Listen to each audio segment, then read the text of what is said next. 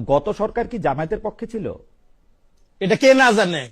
গত সরকারের বড় অংশ হ্যাঁ। সরকার পুরাটা জামাতের ছিল, এটা বললে মিথ্যা বলা হবে। হ্যাঁ। কিন্তু সরকারের ক্ষমতার ঘর কেন্দ্র হ্যাঁ। জামাত দ্বারা নিয়ন্ত্রিত। সরকারের ওকে। ভিতরে একাধিক সরকার ছিল। হ্যাঁ। ডিপ স্টেটের কথা তো তারাই বারবার বলছে, এটা আমার বলতে হবে কেন? আচ্ছা, আমি এটা একটু আপনারা বলি, নিজেরাই তো কে না শুনেছেন। জানে যখন বললেন, তাহলে আমি কি জানি? আমি একটা বলি, আমি জানি যে ওই সরকারের নিরাপত্তা উপদেষ্টা বর্তমানে পররাষ্ট্রমন্ত্রী, আমি জানি যে ওই সরকারের অ্যাটর্নি জেনারেল বর্তমানে আইনমন্ত্রী, আমি জানি যে ওই সরকারের বিডার চেয়ারম্যান বর্তমান চেয়ারম্যান, আমি জানি যে ওই সরকারের প্রেসিডেন্ট বর্তমান সরকারের প্রেসিডেন্ট, আমি জানি যে ওই সরকারে যারা যারা যেসব গুরুত্বপূর্ণ সচিবের পদে ছিলেন তারা এখনো এই সরকারের সচিবের পদে আছেন। আমি তাহলে কি জানলাম? তাহলে আমাকে একটু বলবেন সেটা কত পার্সেন্ট?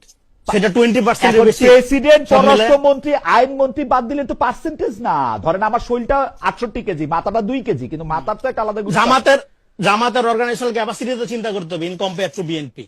এইটুক নিয়ে এসে এতটুকু গেছিল।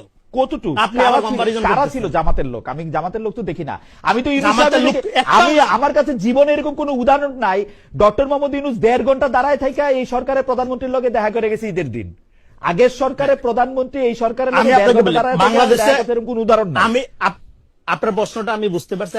আমি সময় পেলে এরপরে ব্যাখ্যা করবো। বাংলাদেশের রাজনীতি